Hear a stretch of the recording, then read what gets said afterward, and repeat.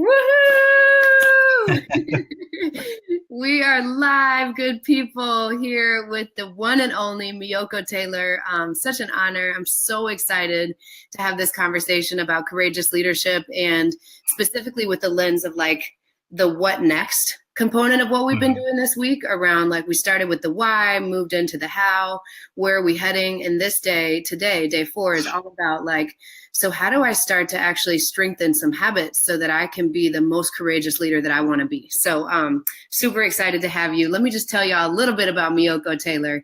He is, get ready. So he has authored and co-authored or co-authored 5 books total. He's a serial entrepreneur, speaker. He's a celebrity personal development coach. He's known as the trajectory changer, a thought leader in the personal development arena, and the creator of the AMAZING leadership program, amazing leadership program, where he teaches CEOs, athletes, entrepreneurs, industry leaders with his approach. So I'm super thrilled to welcome you, Meiyoko. It is a pleasure to be here. I am so glad. Right on. Thank you so much. So yeah, let's just jump in. You know, I've given context on the other calls, but I feel like folks are really in and watching. So let me just remind everybody who's here live to definitely comment and let us know that you're here. This is a conversation, so engage with us, ask questions. Absolutely. If you want to like jump in and say, hey, tell me more about that, definitely jump in. And if you're watching the replay, right team replay. A lot of folks have this week have a really tight schedule, so there's been a lot replay, which is great, you know, but continue to comment and chime in as you're watching the replay too, because we can go back and create a dialogue over text too. So welcome. Right on. Thank you very much. And hello, Tessa. I think somebody said hello. So yeah. Hey, Tessa. Right on. Thank you for that reminder. Yeah, at any point, you feel free to just put them up there and I'll do the same. Beautiful. Cool. So let's jump in. The first question I've asked all the speakers is both kind of what is your definition of courageous leadership and how did that kind of form? How did that come about for you? So how would for me, what happened was I was at a period of adversity. I often say the greatest leaders are born out of adversity. And I was at a place in my life where I was working at a 9-to-5 that I absolutely hated. I mean, when I woke up, you're talking panic attacks. My health was failing. I was overweight. Basically obese at the time. You probably couldn't tell, but I was. And I was in a 7-year relationship. I mean, everything in my life was completely opposite to what I wanted. And I remember waking up one day and taking a shower, then looking at the mirror, and I just burst into tears because I didn't recognize who I was. And I had to ask myself, how did I get so far from exactly what I was aspiring to do? And I had 1 or 2 decisions to make. I could either go down that particular road, down that same route, lead to worse health, a relationship that was going to dissolve anyway and was causing emotional abuse on both of us, and working at a job that literally I loathed to go to every single day. Like I was miserable. And I think people in my family saw it, my friends, they all saw it. I was headed downhill. So or I could make one of the scariest decisions in my life, and that was to go against everything that was conventional, against everything that everybody said that I was supposed to do. The conventional thing of growing up, getting a degree, getting an education, and then waiting until you retire at age 70 to actually do some of the things you wanted to do. And that's what I did, and that's where I really discovered personal development. I had no idea what personal development was, but since I was at a state and point in my life where I really needed to reconnect to who I was or really find myself, it led me down that path. So I think one of the first people I came across was Tony Robbins. And I said, okay, this guy's pretty cool. Then I discovered Zig Ziglar, and I'm like, oh, he's cool too. Then Jim Rohn and John Assaraf and a lot of other people. But one of the things, key components to me that was missing was, okay, I was motivated, I was excited, I was gaining a little bit of progress, but at the same time, I said, where are the applicable steps? Because after I'm motivated, I'm inspired, I'm going home to an environment to where I'm really still not happy. I'm not satisfied. So I say that to say this. Sometimes we often listen to personal development speakers and motivational speakers, and they get us excited. Then we go home to the same jobs, The same thought process, the same mindset. And it really, you always reach a plateau. You only achieve a certain level of progress. So I said, okay, what am I missing here? And just through trial and error and through my own experiences, I said, you know what? There's a way that you have to mix motivation with action. So I have a saying that motivation without implementation is simply hype. And that's what a lot of people, a lot of speakers are doing. They're hyping the people up. And don't get me wrong, motivation is necessary. You need it. But the reality of it is personal development is personal. It's amazing how everybody listens to personal development speakers, or personal development is this big title, but everybody takes the personal out of it. Nobody really explains some of the personal, hidden, ugly things that you're going to go through to completely develop yourself. And this is what I was experiencing. I'm like, nobody is talking about this. And just to backtrack a little bit, people ask me when did I become a coach? I say coaching chose me. I didn't choose coaching. I was always that type of person growing up, giving somebody advice, just being a caring, a loving, and a nurturing person. So it was only natural to kind of fit into this space when I really kind of realized what my passion was and all those other good things. But the application process was what was missing. So I was talking to a colleague one day, fast forwarding, and they were like, why don't you do a book on your journey? And I said, you know what? I said, I don't really want to do an autobiography. I don't really want to do that. So they said, no, not an autobiography, but what about the steps that you actually took to get to where you are now? And I was just like, I was like, okay. I was like, all right, I'll give it some thought. A month later, Find Your Amazing was done, became a bestseller. And it literally outlined 5 principles that helped me get to the level of success that I've achieved. But it didn't stop there, because I said, you know what? I've always wanted to have my own curriculum. I wanted to teach personal development in a way that nobody ever taught it. And I met an amazing young lady by the name of Beverly Cribbs. She's actually in the Thought Leader Academy group. Oh, and cool. She's a genius when it comes to curriculum. So we kind of got together and we hit it off. And literally on the phone one day, we were talking about something, and I started thinking about amazing. What does that mean? Because when I first started the concept, it was everybody has that gift, that amazing talent, that ability, that God-given oomph that is inside them that makes them different from everyone else. Yes. But as we were speaking, I just started thinking of different acronyms to the word. And it literally, it's amazing how those aha moments happen, because through that, I created a system that really promotes higher performance, not only just in your business, but your personal life as well.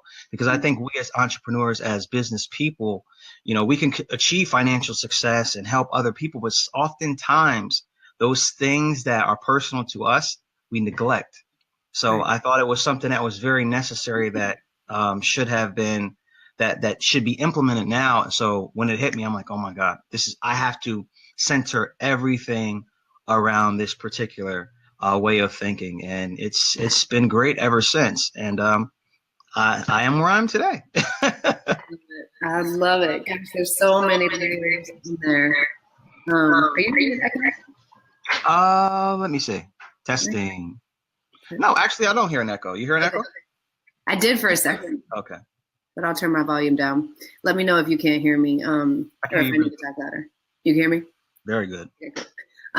Right on. No, I can imagine folks can relate. I saw Tessa say, wow, this sounds like my story. There's layers to this. I love that Tessa's here because she's a book coach. She lights up when we talk about books and writing books. She's got so many bestsellers.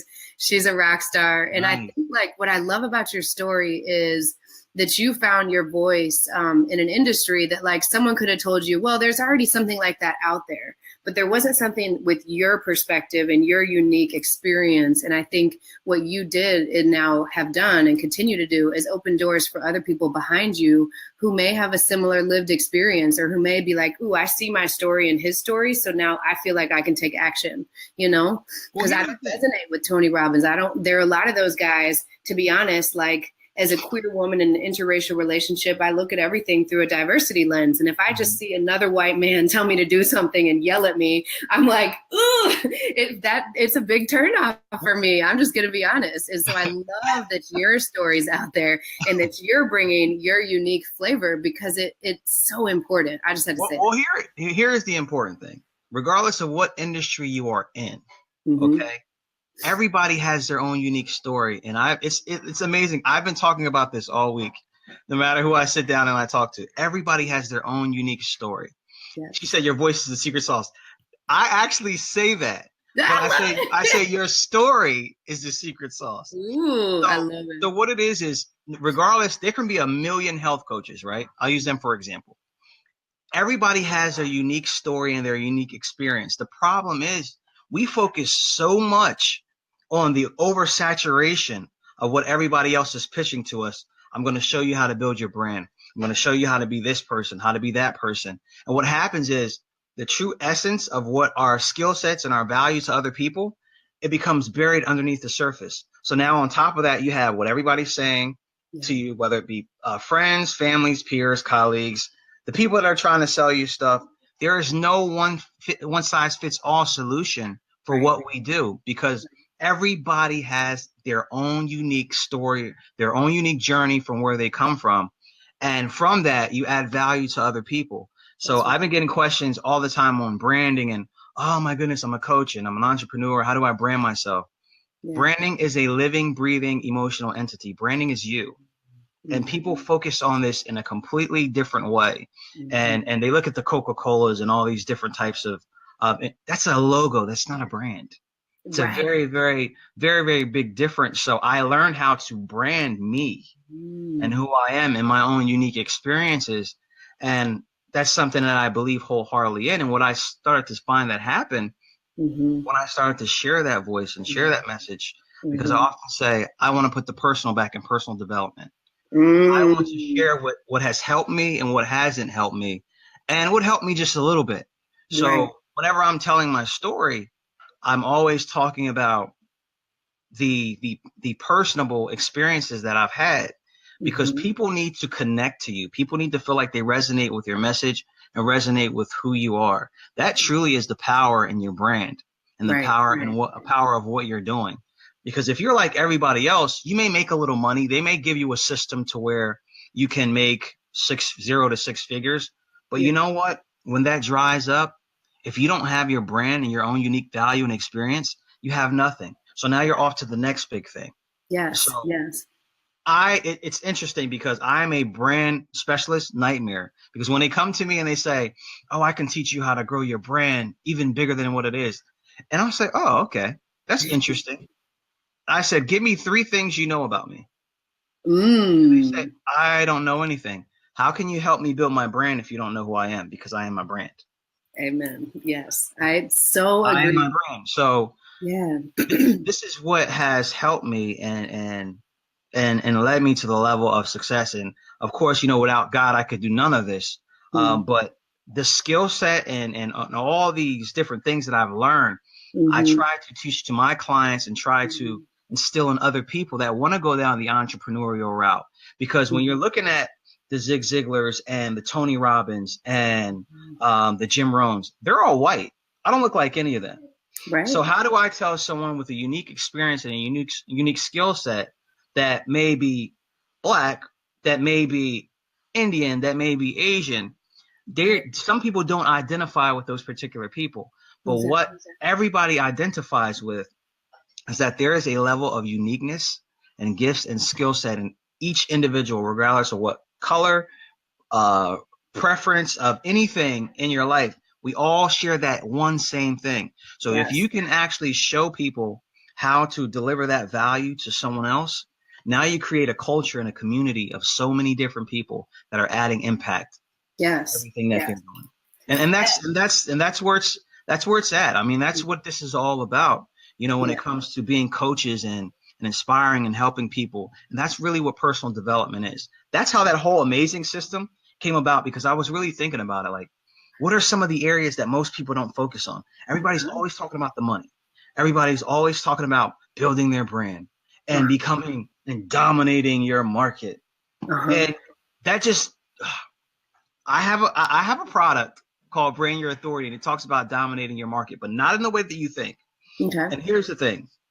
Okay. When you truly specifically find your passion, your skill set, you couple that with your unique experience and you add value to other people, you Mm-hmm. will never, and I want everybody to pay attention to this statement, you will never have to compete with anybody else ever Mm. again.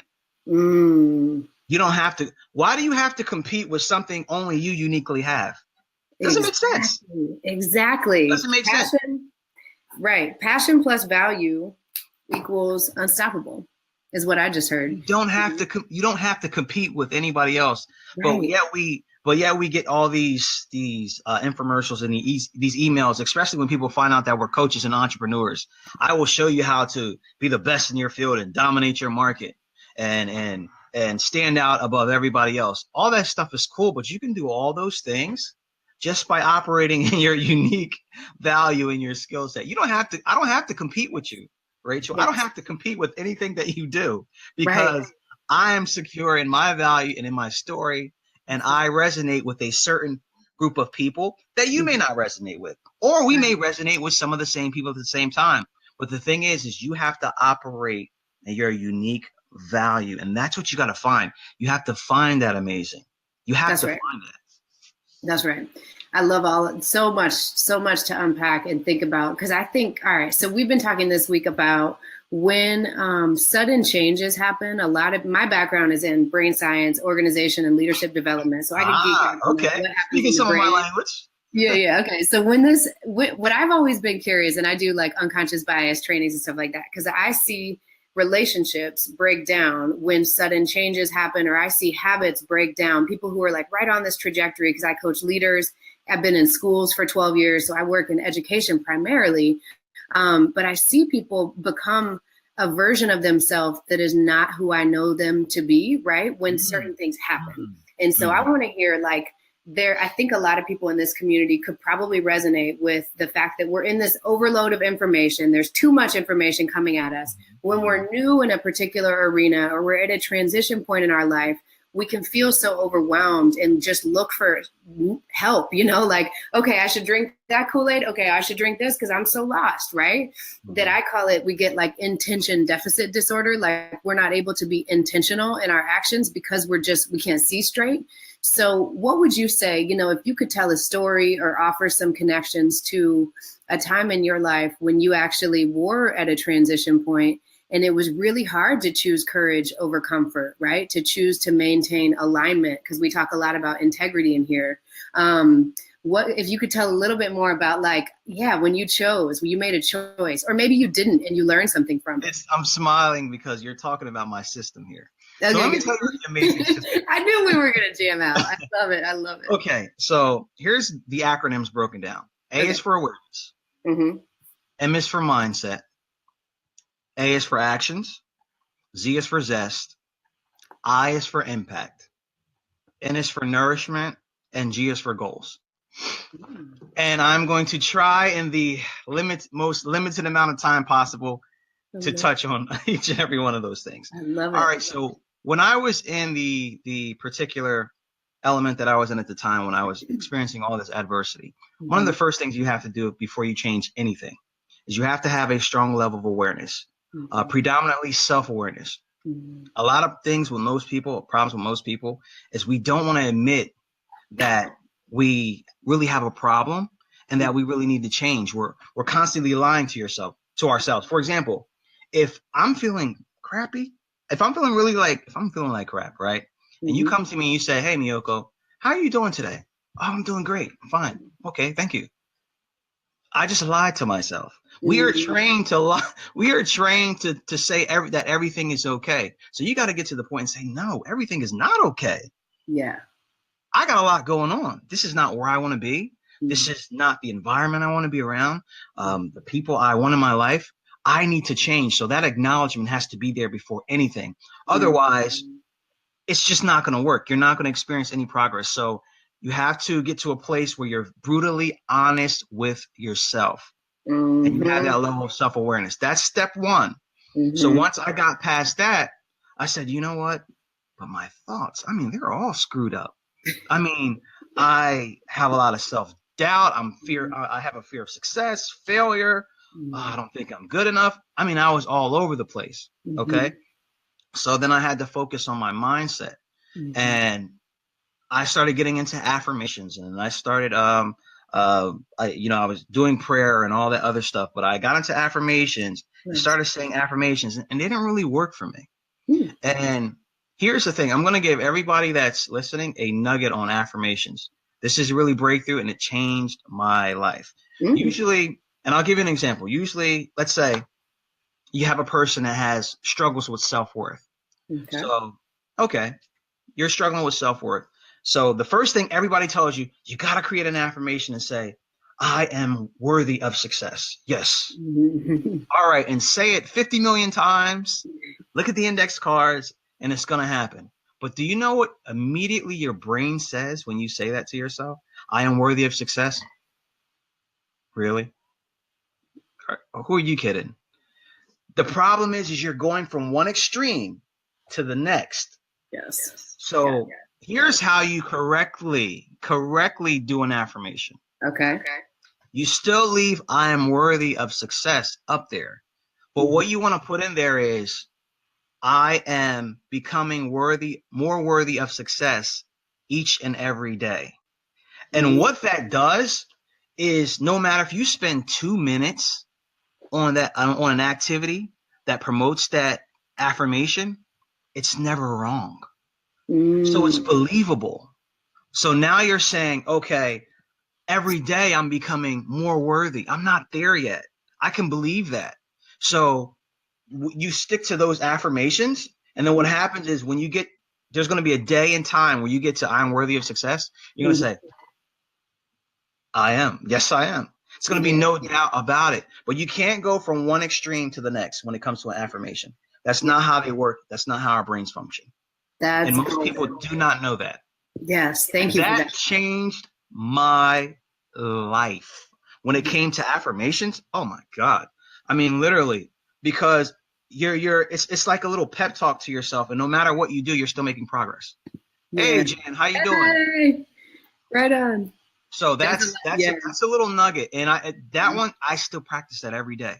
And that's one of the things we as coaches and people in personal development and whatever industry that you're in, we're human beings. I tell everybody I have the same issues that some of you have. We're all human beings. We're constantly developing. Personal development is something that we will encounter for the remainder of our lives. It's an ongoing process. Right. So we got to being aware, recognizing that we have a problem, having the right mindset. I gave you a tip on, I mean, it's more than affirmations, but for the sake of time, I'm trying to get through this a little bit. All right. So you're self-aware. Your mind is right. Okay. Now you can take better actions now. Okay. Because you're aware you have some things going on. Your mind is right. Now you're ready to take action. All right. Towards those particular things. So now your actions are more clear, more crisper, more concise, more precise. All right. So now you're taking effective action. So through all those things, you got these three things going. You can't forget about Z, which is zest. You got to be grateful. It's your enthusiasm for even being alive, being grateful, being thankful. And I think oftentimes in our pursuit of being successful in any area of our lives, we don't stop enough to say, you know what? We have these goals that we aspire to achieve, but I'm grateful for my life now. I'm grateful for the present. I'm grateful for the people in my life, the things that I have, all the little things, being grateful and practicing that mindset. So zest is a very important one because I meet a lot of successful people in different elements of their lives, but their overall gratefulness and thankfulness and enthusiasm for being alive and just being able to do what they do. Sometimes that dimmers down based on something going on in their life. So that's important. All right. So when you have all those components together, now you can have the right impact because you're going to impact people in a positive way. And you can assess, okay, am I impacting someone positively or in a way that's not really going to be advantageous to them? All right. So now you have those things going. You're making the right impact. You're changing lives. You feel good about yourself. You're grateful. You're self-aware of what you're doing. Your mind is right. You're taking the right actions. Okay. Then, and this is something that I constantly work on and I'm working on now. Okay. Oftentimes when we're doing all these great things, right, we fail to give ourselves the proper nourishment. Yes. And that can be what we eat, Mm-hmm. our diets, of lack of sleep, not really resting our bodies, not being fresh so we can continue to consistently perform at a high level, and the mental nourishment. I mean, you can't binge a week on Netflix and then expect to really be productive in what you're doing and helping other people and even growing yourself from a personal development standpoint. I love Netflix. I'm not saying that, but I'm just saying there has to be times where you take spaces out of your life to really reflect and to nourish your mind in the right way, because we're bombarded by news, media, what they think is sexy, what they think is popular, what they think success is. So you always want to keep your mind grounded. So you're talking about physically, spiritually, mentally, emotionally nourishing yourself. So that's important. Then when all these things are in alignment, then you can get to G, which is your goals. So when you're self-aware, you have the right mind, you're taking the right actions, you're enthusiastic and grateful about life, you're making an impact and you're changing lives, you're nourishing your mind, body, soul, and spirit. And only then will you be able to effectively, when you set that goal, you're killing it every single time because you have things working. I can guarantee you, I can sit down with anybody and they can tell me whatever they're struggling with. I can pull one of those letters or more. Something in those particular letters is out of alignment. Mm. And that's the system in a nutshell. And that's the system in a nutshell. So for those, I see Tessa and Jan are in there. I can't tell if Chandra's still in, but if y'all are in, and you caught, this is like an extra credit moment. If you got what the AMAZING stand for, put it in the comments box so that we can keep the energy flowing. And so that for people who watch the replay are like reminded of what each of these points mean. It's so good. So many great connections to the spark approach, and also just what it takes to actually start to get in maximal alignment, right? Because I think what's underneath that is when you actually embrace your amazing leadership, then you act with integrity, right? Absolutely. And you act with deep alignment, and we're just connecting on all levels. I find it so amazing. It's I've been so fortunate to connect with so many different people, and it seems like we all share the same type of vision and message. And authenticity is in the root of all of it, because without authenticity, you have nothing. And a lot of people ask me, what is the biggest thing that I can do for my business and for my brand or as an individual when I'm serving my clients? Be authentic. We live in an age where everything is accessible via social media. Somebody can Google you, whatever. People need a certain level of transparency now. And authenticity is very, very powerful when it is included in your core message. And that's what makes me different from everybody else. And that's just uniquely me, because not everybody's going to sit around with somebody or a client or on a stage and share certain things about themselves, especially in personal development. It seems like they all have this thing of, I want you to think that I never get depressed, that I never get angry, that I always want to talk to people and I'm just light and fluffy and I have all this money and everything's going to be great. I tell people sometimes, and even on podcast shows, whatever, I say, look, sometimes I don't want to talk to anybody. I'm a human being. Sometimes I get depressed. Sometimes I question myself. Sometimes those old habits or those old self-limiting beliefs, when I'm struggling to achieve something, sometimes it's, oh, well, you know what? You're not going to be able to do this.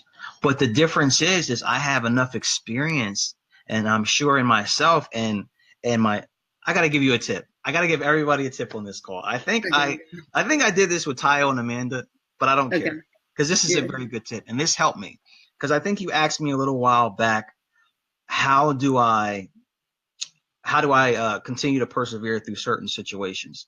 I'm going to give you a trick to stay motivated and willing to take action. Okay. All right. And do I have it around here? It's over there. I'm not going to get up. Okay. So you need three things. All Uh-huh. right. You need a mason jar, you need a Sharpie, and you need some Post-it notes. Mm-hmm. All right. Mason jar, Sharpie, and Post-it notes. Yep.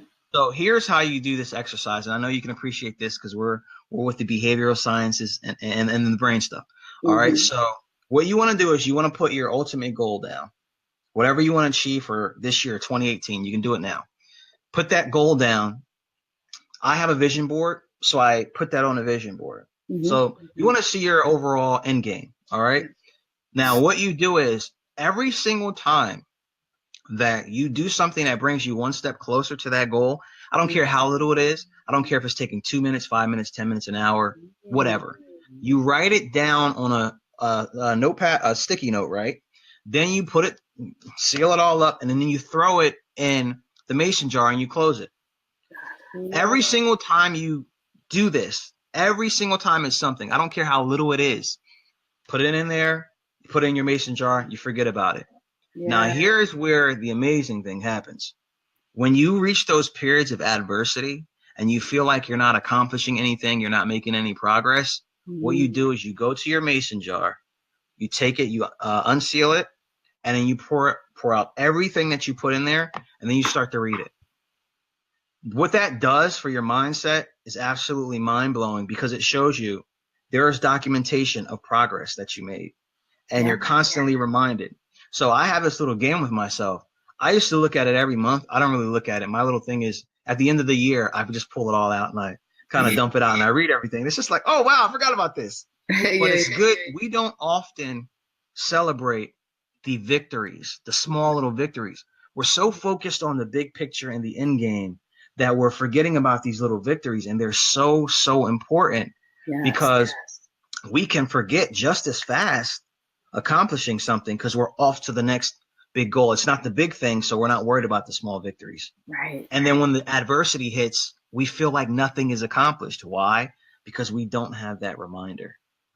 So that is a very simple, very cheap, but very effective way to really start to train your brain to focus on even the little things and the progress. And that actually forms a very, very good habit. It keeps you focused. Because what I started to do is I'm like, oh my God, what can I do tomorrow that's going to bring me one step closer to my goals?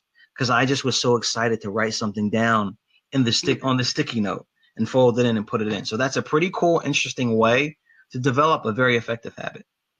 Dude, that is so brilliant. And it's also so simple, but so profound, and I think what I love the most about it is the intentionality. It's not Absolutely. just, I've done the gratitude mason jar where I write something at the end of each day, which I have a gratitude journal now.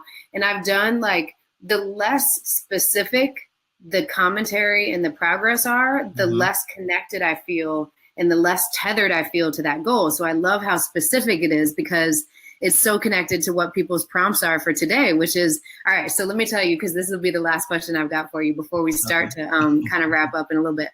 So, all right, so people have these big goals, right? They have identified, and folks in here are so powerful and already courageous because they're taking a stand for inclusion, diversity, racial equity. They care deeply about the next generation having a just future. And so people in here are educators, community organizers, founders of organizations, they're parents that are committed to having hard conversations or courageous conversations that don't end like all polished and packaged pretty, right? And so I invited people to think about, with my framework, it's connected to this thing that I drew earlier today, which is the 5 C's that have to do with like when we get untethered, when we get shaken up, when we have a curveball in life, or when something tragic happens and we have to take a stand, like in the world for the first time. I'll never forget the first time I had to talk about a local shooting that happened down the street from my school. I hadn't ever done that before. So these 5 C's got all out of whack. It's the first one is clarity. Like, what's my message? What am I really trying to say? The second C is communication. Like, what words am I using to share what I'm feeling? Right. Yes. The third one is community dynamic. Like, how do I want the community to experience me in this moment? The fourth one is change. Like, how is this change going to affect me and everybody? And then the last one is, how can I anticipate conflict. So I like people to become friends with conflict, right? And Wow. so today I have people choose one of the C's, like choose one that they know they want to work on, right? Or the one that they tend to notice really either they have resistance to or they predictably have an experience where it's like, ooh, every time change happens, I go back to like eating ice cream out of the tub and I just go into my hole watching Netflix or whatever. Or maybe it's like every time something major happens in our community, I get tongue tied when I have to stand up in front of our community panel or whatever the case may be. So I had people choose one, and then I had them set an intention about a small habit they want to shift, like a small win that we could have within this very week. So I'd love to hear what suggestions or advice. Okay. So run all the C's back again. Okay. So communication, Mm-hmm. clarity, Mm-hmm. community, like just anything about the community dynamic, conflict, and change. And you don't even have to connect it to the Without a doubt, communication. I choose communication, and some of the things that I am definitely working on myself is body language. We communicate in so many different ways that we don't even realize. We communicate by our eyes, how we look, facial gestures, hand gestures, body language, how we talk. Right. It's so many different ways to communicate that we misrepresent or we neglect. So sometimes I have this I have this habit of doing this, right? And it's interesting because most people, especially if you've had any experience with NLP, when you do this, they say that you shut down, like you're shutting down, you're crossing defensive. your arms like this? Yes, cross your arms. So that's one thing they say. But for me, when I cross my arms, I have my own meaning because I'm just weird like that. When I cross my arms, I'm telling you, I'm serious. I'm really kind of into what you're saying. You have my undivided attention. But that particular language translates different to someone else. So this is something that I'm working on. When I'm going through a conversation, when I'm talking to somebody, I'm kind of like, yeah. Because it translates the most time to generally to most people. It's like, why are you crossing your arms? You're shutting down. So communication is definitely something that I'm working on in every aspect. So that will be number one for me, because you can turn someone off. You can give out the wrong impression just by how you communicate, whether it's what you say, how you look at someone, what you don't say, hand gestures, face gestures, how you walk. I mean, it's really, really vast. I mean, we can cover so much here. I know. From communication to language to so many different things, things. But that's the one for me. Communication. Okay. We should all learn how we communicate. Yes. Okay. So that's super. I love that you went there and you got vulnerable and shared your own story, like your own, what yours would be right now. Cause I was thinking that's beautiful. Thank you for showing that and being authentic. Problem. Yeah. And so, so here we go thinking about, so you select communication and yeah, the research suggests that 93% of what we communicate is nonverbal. So only 7% are actually our words, is tone, proximity, body language, all what you just described. And so how would you because you're such an expert with like the small wins and finding one thing, and I can't wait for them to hear your 10-minute strategy. And so where would you go if you said, all right, I'm going to zoom in, I'm going to spotlight communication for the next couple weeks, however long. What would the steps that you would take be, and how would you make sure to celebrate those wins? And what would you do? What I would do is I would start scheduling sit downs with colleagues. Okay. Whether it's families, whether it's friends, or people that I haven't reconnected with in a long time, I would sit down and I would force myself to have a conversation. And I would monitor how many times I did this, how many times they said something funny, and I just was like, how many times I looked away during the conversation. All these things are things that someone can take offense to as you're not listening to me. And I'm the type of person that I can be listening to you 100%, but my body language says otherwise. So I have to learn. So I would immerse myself, I would immerse myself in the very environment that challenges the thing that I struggle with. Mm. Mm. That's Did the y'all only catch way that?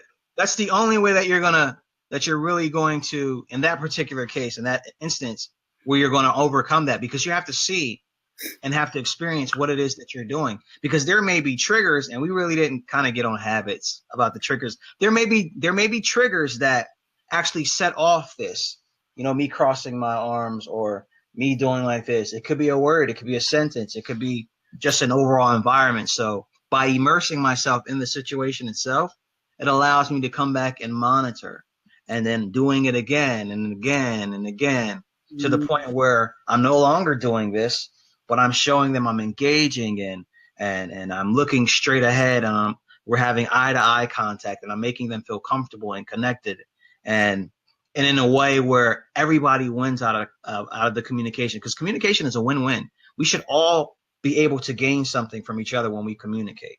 Right. And that's what I would actually do. I would immerse myself in it, but in a way where it's not going to be something where I'm like, oh my God, I'm dreading the day. It's something that I would casually do anyway, but now I'm just taking inventory, like, I'm really going to see how I interact with people.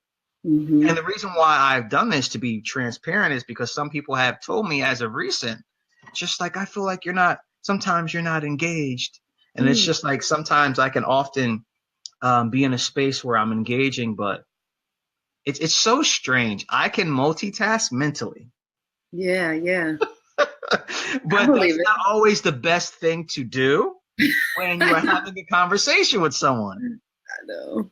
So Yeah. that's what I would do. I would immerse myself in the Okay. thing that I am really struggling with, to help me see exactly what it is that I'm doing, or what is triggering me to have that particular type of reaction. That's what I would do. Got it. No, I love that. And I'm sure a lot of people are going to benefit from that specific example. So if y'all can resonate with any connection to communication and having that raised awareness, comment in the box or put a heart emoji or put something in there, especially for those watching the replay, because I want to hear what your reactions are. I know a handful of people in here chose communication. And so I think that's going to be really Nice. and, Nice. and so if you think about could you say just a minute more about when you say trigger?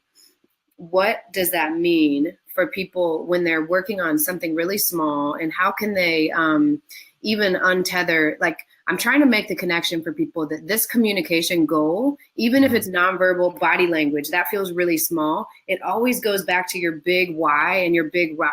And it's all in service of being the best leader you can be with the most courageous kind of communication, right? So how do you help people kind of identify those small triggers, and then any tips or advice for people to staying tethered to their why? Well, what I would say when it comes to, when you're talking about triggers, trigger is always associated with a habit. If you have a trigger for anything, it's always associated with a habit. So I'm going to try to break this down in the quickest way possible. So when it comes to a habit is broken down in 3 components: triggers, behaviors, and rewards. Okay. So most of us have the behavior down. We know that we want to stop doing something. We know exactly what the behavior is. We want to stop doing it. Right. Sometimes some of us have the behavior and the rewards down too, or the behavior is not really beneficial to me, and here's the reward, but I know it's only temporary, and it hurts me in the long run. Nobody really thinks about the trigger.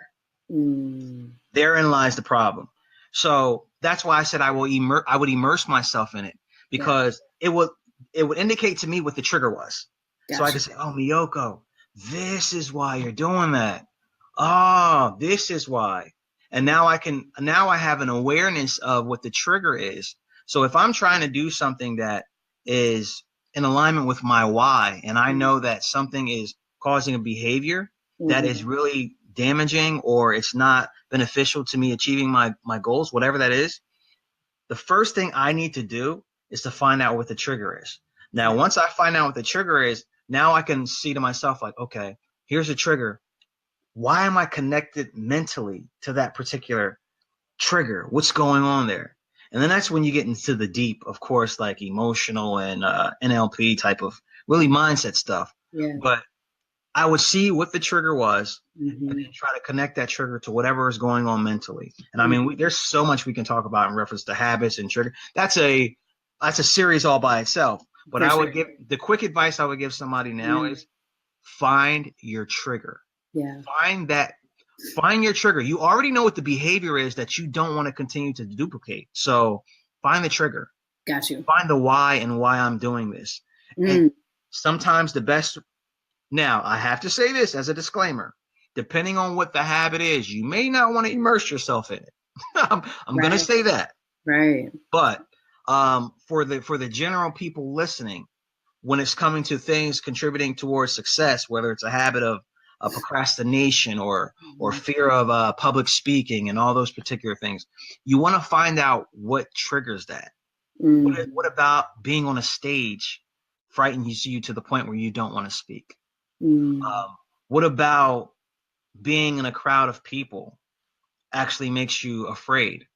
Tie that to what's there's always something that you can trace back to your mindset and an experience. So you have to really figure out why that is. And that's the advice I would give to someone. I always look at my triggers. Whenever I want to stop doing something, I always look at the trigger. I already know what I'm doing is stuff that I don't want to do. So I have to look at the trigger.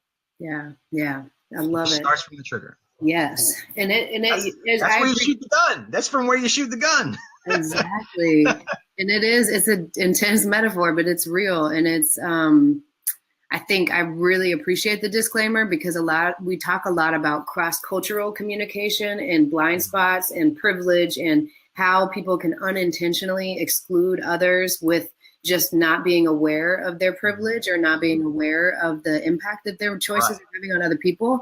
And so the disclaimer is really, I think it is critical. And there are small ways. This is why we emphasize community. And this is why this challenge is here, where if you have a community of support, you have what I call like a playground to fumble and be practicing these new muscles, right? I love that. It takes practice, and we have to feel comfortable enough. I don't use the language as safe because not everybody feels safe because we all live in different skin, but like we got to feel like we can be ourselves and have our authentic truth out there in a place, because I believe we can't build habits in isolation. Like we need each other to actually strengthen and sustain new habits. That's something very important, and I could talk to you forever. I know, man. We might have to do part two. You said something important. Okay. When you said something about being comfortable and being in your authentic truth. When you truly know who you are and the value that you give to yourself, to your family, and to other people, you become in such a at peace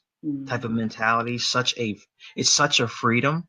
So that not being comfortable, it becomes non-existent. Like I'm at the point in the place in who I am where nobody makes me uncomfortable because I'm 100% me. I know what I bring to the table as a human being, as a professional. And when I'm around people, once you get to that point, it's this harmony that you can't explain. Yeah. Everybody, it's like you said, the playground. It's a bunch of kids playing in the playground. Nobody's arguing. Nobody's fighting. I mean, we're playing Ring Around the Rosie, and everybody's loving it because we're all adding our own dynamic to the circle. Right. I love that, because I think we can take this conversation with good merit, like very seriously, when we're talking about race and politics and class and all of the layers that are very, very painful, right? But when we realize, back to your very first point, to go full circle, that our story is our secret sauce. We don't need all the critical race theory, all the learning development, adult learning, brain science. Like that stuff helps you navigate hard conversations, but nobody can take away your story. And I always tell people, you're the expert of your experience. So if that felt painful for you to hear someone interrupt someone and make an assumption about their identity. That's so much. Rachel, you're gonna have us go into another hour. Oh, I know. My God. We'll do part two. I feel like your experience. I mean, that is another 45 minutes of something. Because it's so true. And this is why you don't have to compete. And I'm just gonna leave it. We're gonna leave it at that. This is why you don't have to compete, because you are the expert of your experience. Nobody else. That's right. That's right. What a beautiful thing. That is a perfect way to end. And if folks have questions about anything that came up in this conversation, definitely chime in. There was so much goodness here that I feel like we definitely could unpack even more. But I do feel like that's a good place to start. Unless you, or to kind of pause, we'll put a pin in it here. But do you have any the last two things I'll just lift up are, let's say anybody they want to follow you, they want to stay connected to you. How could they find you? They can find me on my site, www.meiyoko.taylor.com. It's M as in Mary, EIYOKO, TAYLOR. You can find me on Twitter and Instagram, Meiyoko Taylor, the same way. I do have a course launching on branding. It's going to be something that you're not really used to hearing when it comes to branding. It's called Brand Your Authority. That'll be on January 25th. So if they follow me, they'll get more details on that. And I'm excited. Thank you so much for having me. Like I said, I mean, this is something we can talk about all day, but I appreciate it. We definitely connected, and we definitely have to do this again sometime. I know, man. This was so much fun. Thank you so much. It's You're so welcome. It's my pleasure. My pleasure. Right on. All right, y'all. So we'll let that be the reason. Unless you have any final words to say to the community before we wrap up, I feel like that's it. I mean, walk in your passion, your purpose, and the value that you can give to others, and stop focusing on anything else. And that right there is courageous leadership.